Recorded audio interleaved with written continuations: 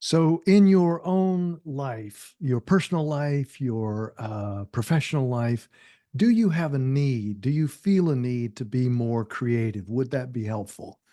Well, creativity is exactly what we're going to talk about today on this edition of Poetry, Passion, and Pleasure podcast with your host, Dale Byron. Um, it's going to be a little different. We have a poem and we've got a kind of some poetic prose, but I really want to talk about the subject of creativity itself. And of course, the title this week is In Defense of Unsuccessful Art. And that tells you a little bit about the kind of ironic, paradoxical way that I want to deal with this question of how can we be, what's the stance that will help us be more creative in our lives, whether it's for creative writing, whether it's for essays, poetry, any kind of art, actually. But particularly, we're going to focus on memorable writing today.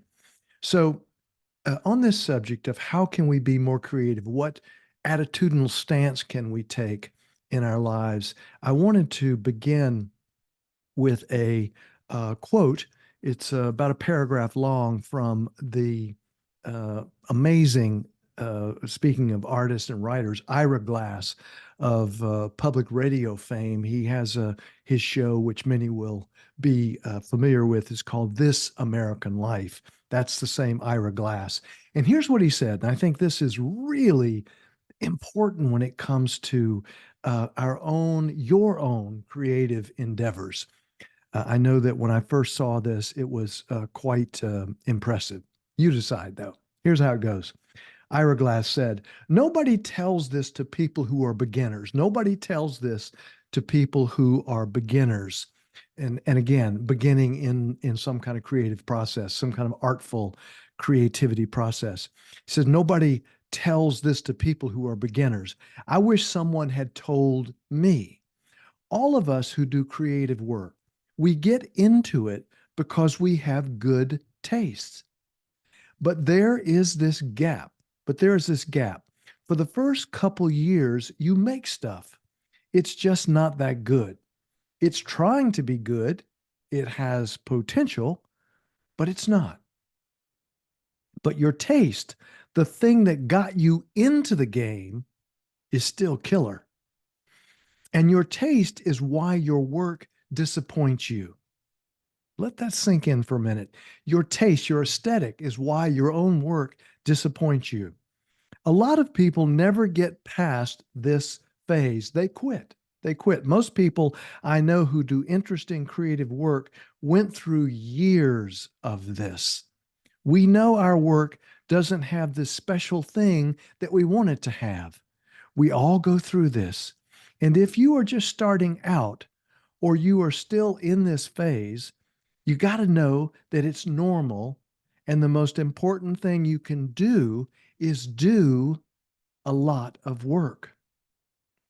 Put yourself on a deadline so that every week you finish one piece.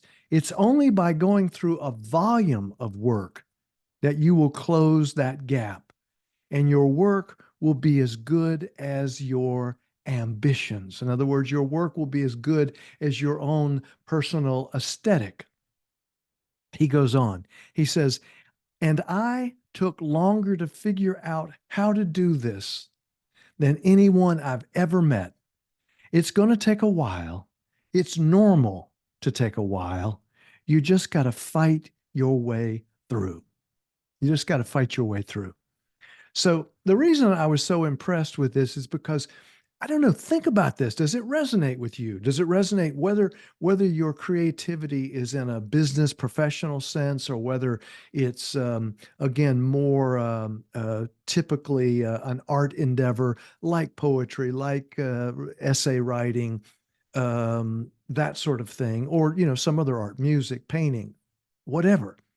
The truth is that we are attracted to it because we have good taste, as Ira Glass says. We have a sense of what is of what works, what is magic in terms of the art, because we have such good taste, and which is also predictable, predictable, excuse me, as Ira Glass says here, is that our own ability, our own skill level, our own level of discipline, and our chops, sometimes you use that word, or again, our skill level is not going to be up to our own taste, our own aesthetic. So we're going to, at least for some period of time, he says for a long time for him, the produce, the production that you create, the art that you create is not going to be up to your standards.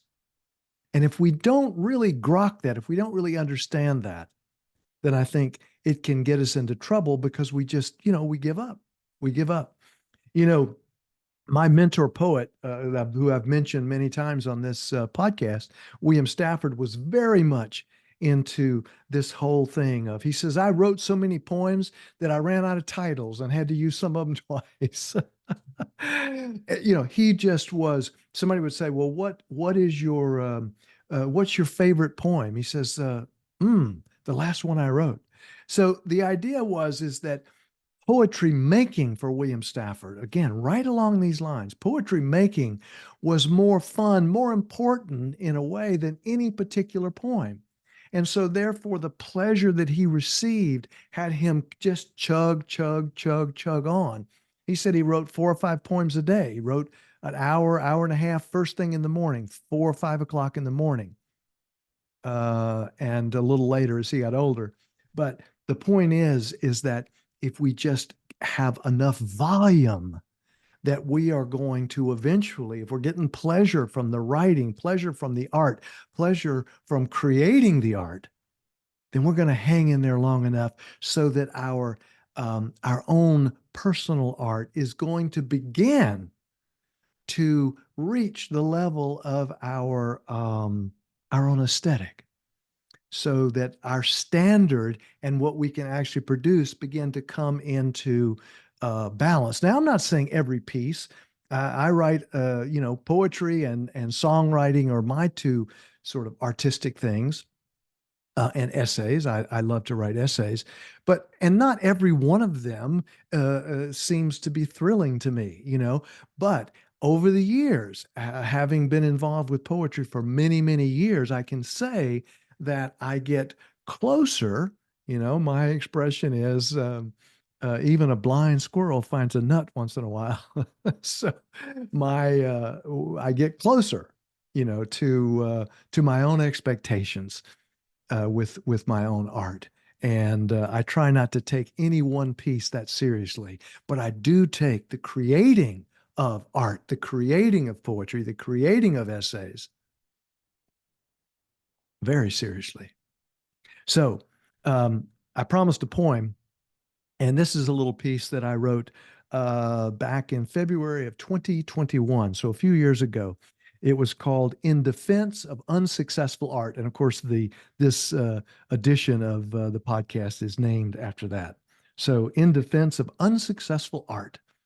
Okay, starts out like this. Oh, I'll admit it's hard to define beyond the obvious characteristics of obscurity. Now we're talking about unsuccessful art, right? I'll admit it's hard to define beyond the most obvious characteristics of obscurity, those constant letters of rejection, what unsuccessful art actually smells like versus, say, the kind that haunts museum walls or the pages of literary magazines. Listen. Van Gogh was said to have sold exactly one painting his entire life. Does that qualify for irony? The profit motive, maybe? Or should we mention that part about his ear again and starry nights? Rilke, Rilke, that great poet genius who famously couldn't afford his own books, although if he still owned a few of his original manuscripts these days, he could surely pay off all his student loans. And Emily Dickinson had a pretty sweet deal herself. Her room's rent paid forever, I think. Nice part of town, living upstairs and all. Emily proved that talent and fame are not always tethered together. For example, You can write brilliant words, burn the midnight oil, dream wildly, and then die perfectly obscure but happy, all with a ticking time bomb of fame hidden inside an old leather trunk up underneath your bed, filled with all those maybe next times. Well, um, that little poem in Defense of Unsuccessful Art really begs a question, and I think it's around all this stuff that we're talking about. What so even rejection, what my note says, what rejection teaches? What does rejection teach us that cannot be learned any other way? Well, rejection, if you're going to do some kind of art, if you're going to use art in whatever way, essays, poetry, business writing, right?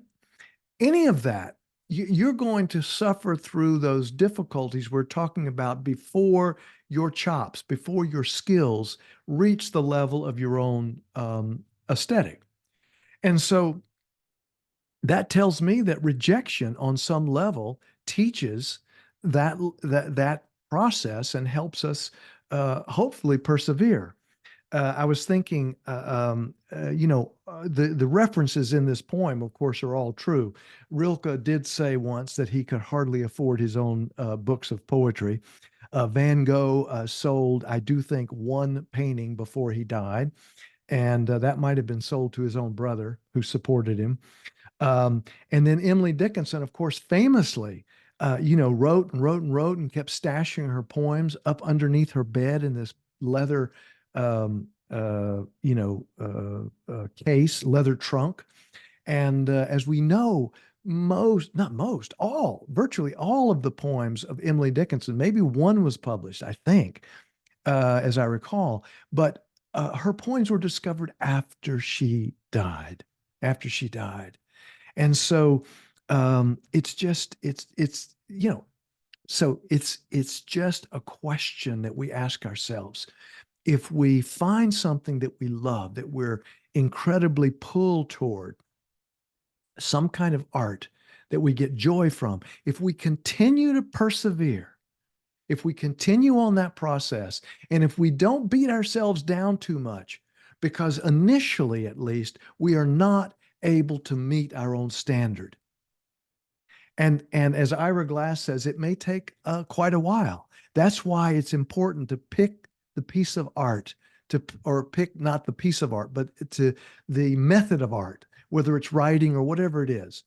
Pick something that you love and get pleasure out of. You're much more likely to stick with it until your own skill level reaches your own aesthetic. I was thinking as I was putting this episode together that over the years, I have submitted poems to the Sun magazine, have not had one published there yet. And they send the sweetest rejection letters. One of the challenges I had is that in the first 2 or 3 years of my writing, many years ago, I did have a couple of poems published, and it was almost like it was too easy, And anyway, but I love the Sun magazine um, in the way they turn poets who send poems to them that they don't use. They just have a very sweet way of saying, "We really appreciate what you're doing here, and we just can't use this particular piece." So, um, in that case, it makes the rejection a little bit easier. And of course, famously, even the most famous poets have, walls papered with rejection letters. That's just part of the deal. That's just part of the deal. If you want to be in that game. So, as I said in the last stanza of this poem, in defense of unsuccessful art, Emily proved that talent and fame are not always tethered together. For example, you can write brilliant words, burn the midnight oil, dream wildly, and then die perfectly obscure but happy, all with a ticking time bomb of fame hidden inside an old leather trunk up underneath your bed, filled with all those maybe next times. So, of course, the maybe next times are the rejection. In her case, though, she was not sending these poems, she was writing them for her own pleasure. And isn't it amazing that from her own pleasure, these poems that she wrote became some of the most beloved pieces of art, pieces of poems, poetry um, in the American canon. Just amazing art. Yeah. Okay. Well, I hope this my conversation on creativity has been helpful. Like I always say, if you learn something or like something or felt something, then make a comment or like the post or um, in particular refer it to somebody who you think might enjoy this approach to poetry and sometimes even creativity we'll talk about. So until next time, as I always say, please, until next time and next poems or next essays or next paragraphs, please take good care of yourself. And if you can, please take good care of someone else.